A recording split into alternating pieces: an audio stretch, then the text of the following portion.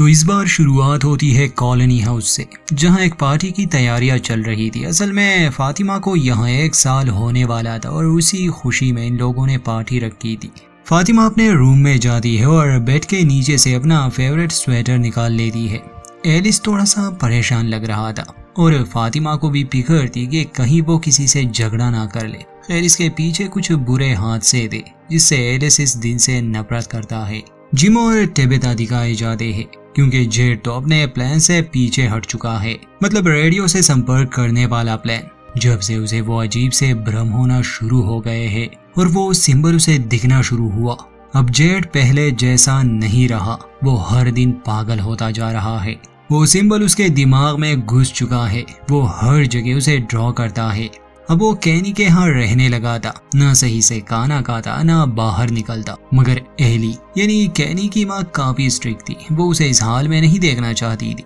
Dining room में जब Z उसी जर्नल को देख रहा था जिसमें ये सिंबल पहले से ही बनाए गए थे, उसी के अंदर जेड को एक तस्वीर मिली। तस्वीर उसी आदमी की थी जिसका ये जर्नल था और किसी समय में उसे भी ये सिंबल दिखना शुरू हो गया था। मगर उस तस्वीर की सबसे अजीब बात ये थी कि उसमें छोटा विक्टर भी था। ये लोग लंच बॉक्स से उसे पहचान लेते हैं। इसका मतलब कि शायद विक्टर इस तस्वीर वाले आदमी को जानता होगा। खैर, घर में टेबेता और जिम इस बात को डिस्कस कर रहे थे कि वो रेडियो से संपर्क करने के लिए क्या क्या करे। क्योंकि जिम एक इंजीनियर था तो उसने ब्लूप्रिंट्स पहले से ही बना लिए थे कि उन्हें कितना ऊंचा एंटेना चाहिए होगा और उन्हें ये कहाँ लगाना है। जिम के हिसाब से सिर्फ कॉलोनी हाउस की छत ही इतनी ऊंची है जिस पर यह आइडिया कामयाब हो सकता है, मगर सिर्फ ऊंची जगह का भी नहीं थी। इसके लिए जिम को बहुत से चीजों की भी जरूरत पड़ेगी। टाउन में जितनी भी बैटरीज है, क्योंकि इन लोगों के पास ऐसा कोई पावर सोर्स नहीं। जिम कहता है कि मुझे शेरेफ बॉयड को भी मनाना होगा ताकि वो मुझे इजाजत दे और डोना को भी। अगर इतना सब होने के बाद मैं नाकाम भी रहा तो लोग मुझसे नफरत करेंगे। मगर टेबेता अपने पति को हिम्मत देती है कि ऐसा कुछ नहीं होगा। टेबेता को अब अपने बच्चों की बहुत फिक्र थी, खासकर जूली की, क्योंकि वो अब कॉलोनी हाउस में रहती है। मगर जिम कहता है कि डोना जो उस जगह को चलाती है वो बेवकूफ नहीं है, वो सबका ख्याल रख सकती है। शाम हो जाती है। कॉलोनी हाउस में वो पार्टी शुरू हो गई। सभी खुश थे, मगर यहाँ एलिस कुछ ज्यादा ही ओवर एक्टिंग कर रहा था, जैसे उसे ये सब नहीं पसंद बल्कि उसका झगड़ा होते होते रह जाता है।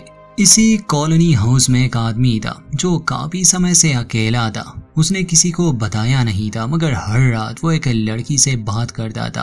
अब ये लड़की असल में उन्हीं राक्षसों में से एक थी, मगर उसने इस आदमी को इस कदर अपने जाल में फंसाया था कि ये आदमी उसके लिए बाहर फूल रखता था, बातें करता था। आज रात भी ये सबसे चुप कर आता है।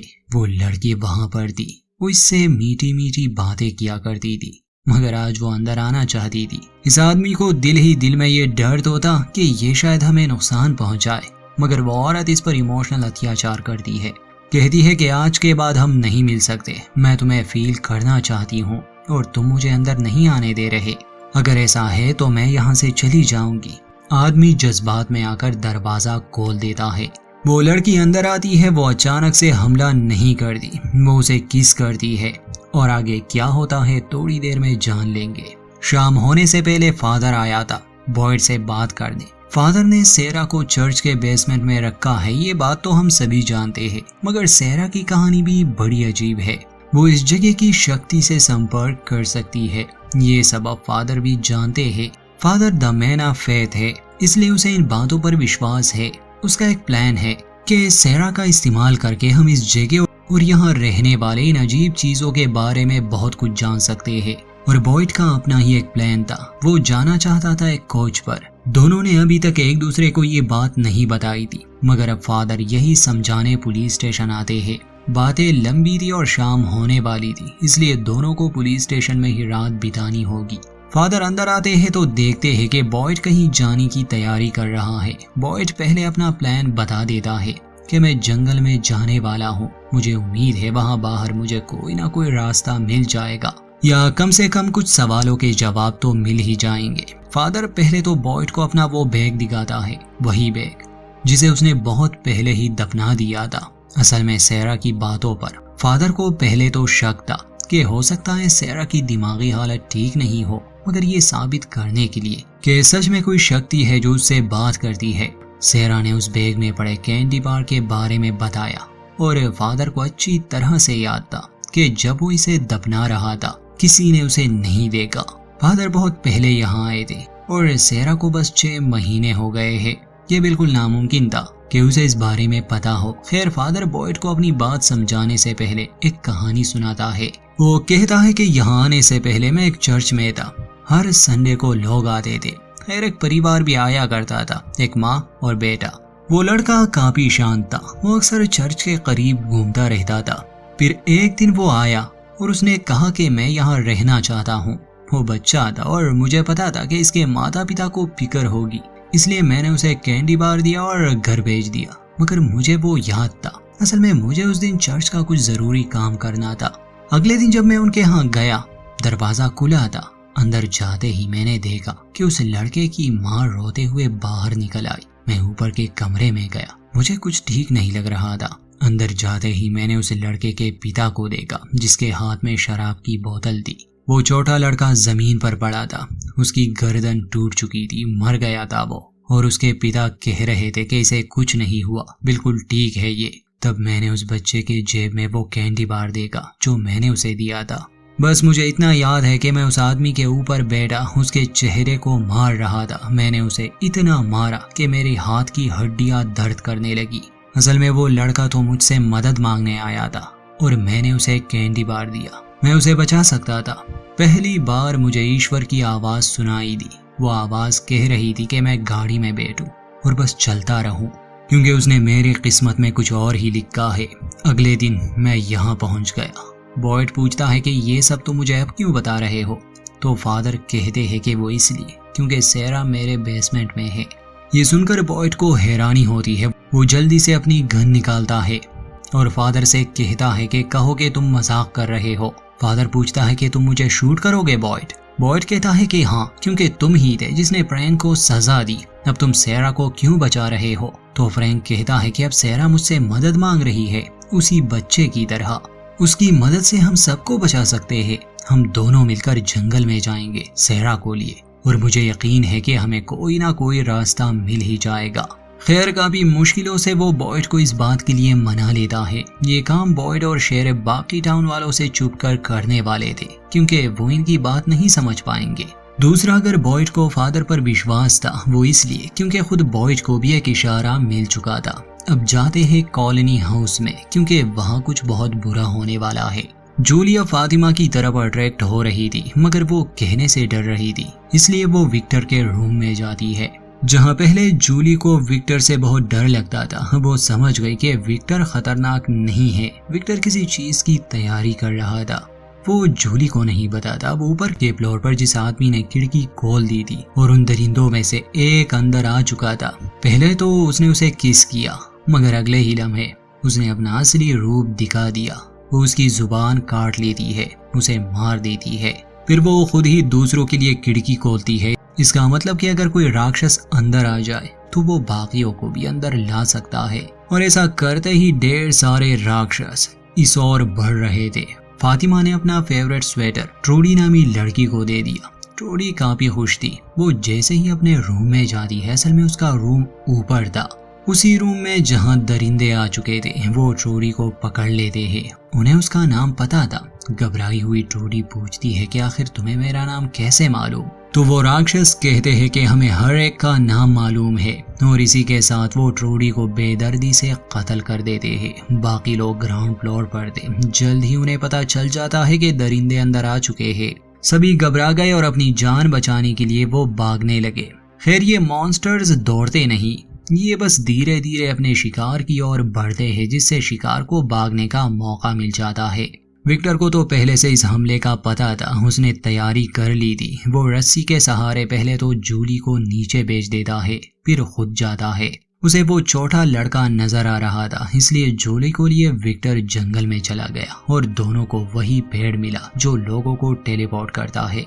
विक्टर जूली को उस पेड़ के अंदर जाने का कहता है कि मैं तुम्हारे पीछे हूँ। खुशकिस्मती से जूली तो उसी शेड में पहुंच जाती है जो टाउन के करीब ही था। मगर विक्टर कहाँ गया ये बाद में पता चलेगा। बाकी सब तो भाग गए। हाँ, कुछ की मौत हो गई। मगर एलिस और फातिमा वहीं फंस जाते हैं। फातिमा के पास अब भी वो तावीज था, इसलिए उसकी मदद से दोनों खुद को एक जगह सुरक्षित रखने में सफल रहे। बॉयड और फादर पुलिस स्टेशन में ही थे, तभी वो ये शोर सुनते हैं। कॉलोनी हाउस वाले इस तरफ भाग रहे थे। शेरे बॉयड और फादर उनकी मदद के लिए बाहर जाते हैं, मगर लोगों की मदद करने में ही फादर की मौत हो जाती है और वो बॉयड के हाथों में ही दम तोड़ देता है। यहीं पर एपिसोड 7 का दी एंड। ये कहानी कंटिन्यू है। कल रात कॉलोनी हाउस में वो राक्षस घुस आए, कुछ लोग मारे गए, एलिस का पैर जख्मी हुआ। बचते बचाते जब ये लोग पुलिस स्टेशन की तरफ आए तो फादर की मौत हो गई। उसे एक राक्षस ने मार डाला। मरने से पहले फादर ने बॉयड को सेरा के बारे में सब बता दिया था और अपने प्लान के बारे में भी। सुबह हो गई, बॉयड बहुत उदास था, सारे लोग घबराए हुए थे। कैनी बॉयड के पास आता है और उसे कहता है कि लोग बहुत डरे हुए हैं, आपको उनसे बात करनी चाहिए। असल में बॉयड ने कैनी को ये बता दिया था कि वो जंगल में जाने वाला है। पहले तो कैनी इस बात से काफी नाराज था, मगर बॉयड ने उसे मना लिया था। इस समय बॉयड बहुत परेशान लग रहा था। कैनी से कहता है कि तुम्हें पता है, इस फादर ने मेरी जान बचाई थी जब पहली बार हम यहाँ आए थे, और आज लोगों को बचाते बचाते इसकी भी जान चली गई। बॉयड असल में जा रहा था। कैनी कहता है कि मैं जानता हूँ तुम्हारा जाना जरूरी है, मगर कल रात जो हुआ, कितने लोग मारे गए, क्या आप ऐसे ही चले जाएंगे? बॉयड गुस्से में कहता है कि मैं उन्हें क्या कहूँ कि ये ईश्वर का कोई प्लान है और सब कुछ ठीक हो जाएगा। अब आगे से तुम्हें ये सब संभालना होगा कैनी, इन लोगों को हिम्मत देना सीखो। खैर कैनी भी भड़क जाता है, मगर बॉयड नहीं मान रहा था। इतने में डोना आती है। डोना बॉयड से पूछती है कि क्या तुम कहीं जाने वाले हो, जिस पर बॉयड कहता है कि मैं तुम्हें रास्ते में सब समझा दूंगा। असल में अब कॉलोनी हाउस के लोग भी कम्युनिटी वालों के पास आ गए थे। वैसे भी इन दोनों की आपस में नहीं बन रही थी, मगर कल रात जो हुआ उसके बाद इन्हें एक साथ ही रहना होगा, क्योंकि कॉलोनी हाउस का तो सत्यानाश हो चुका है। जिस तरह फादर ने किसी को सेरा के बारे में नहीं बताया था, वैसे ही बॉयड भी इस बात को राज ही रखता है। आखिर में वो सेरा के पास आता है। दोस्तों, अब यहाँ से ये कहानी अतीत में चली गई, क्योंकि हम नहीं जानते बॉयड के साथ क्या हुआ था और वो यहाँ आया कैसे। हम देखते हैं कि रिटायरमेंट के बाद बॉयड अपनी पत्नी एबी और बेटे एलिस के साथ वेकेशन पर निकला था। बॉयड ने 30 साल मिलिट्री में गुजारे थे और उसकी पत्नी एबी भी मरीन में थी।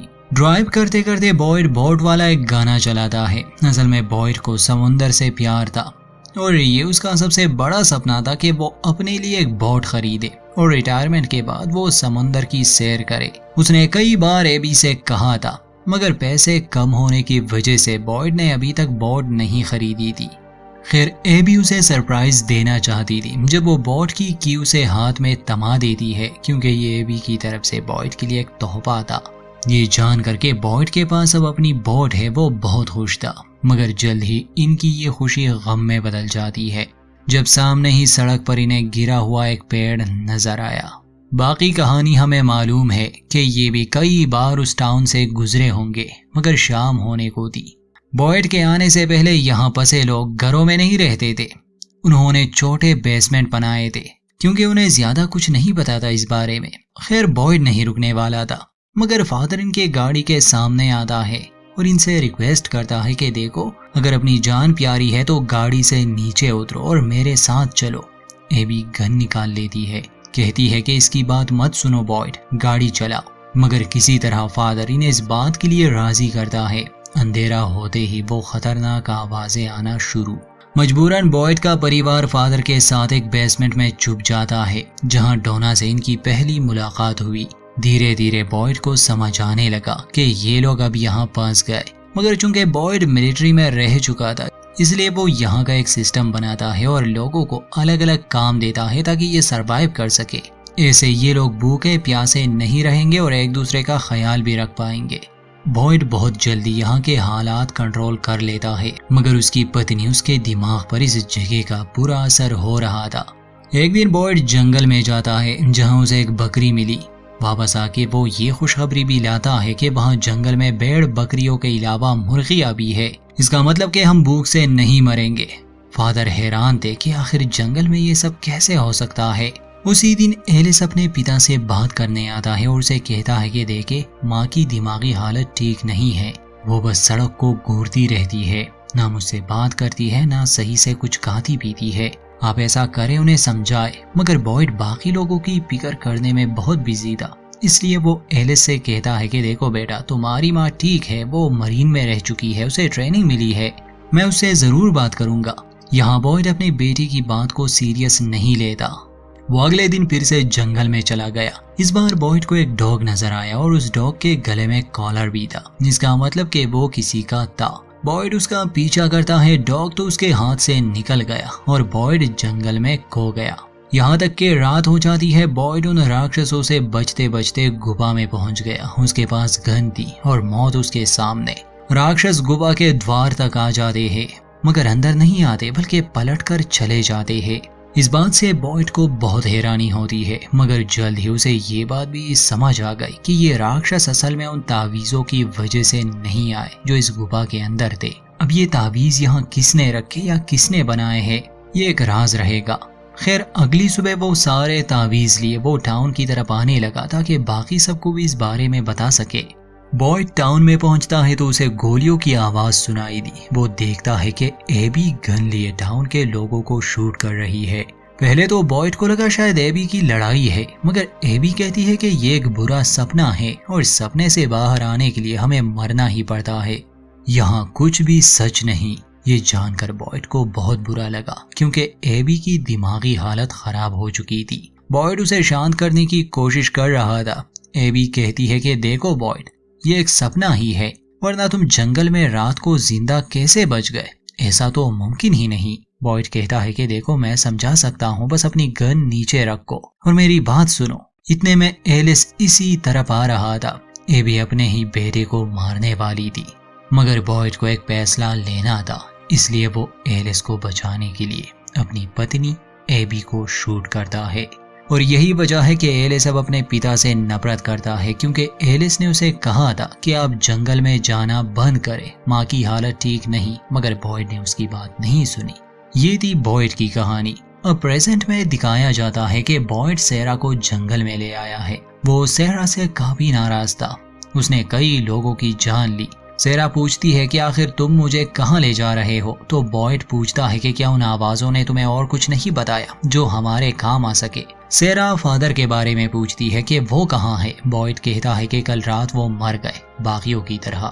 ये जानकर सेरा को बहुत दुख होता है। पूछती है कि क्या एलिस ठीक है। बॉयड कहता है कि हाँ, वो ठीक है। सेरा रोने लगी, मगर बॉयड को उस पर कोई दया नहीं आती। वो उसे एक केबिन में ले जाता है और कहता है कि देखो, तुम्हें तो बॉक्स में होना चाहिए था, मगर फादर की बात मानकर मैं तुम्हें यहाँ लाया ताकि तुम्हारी मदद से हम यहाँ से निकलने का कोई रास्ता तलाश करें, इसलिए तुम्हें मेरी हर बात माननी होगी।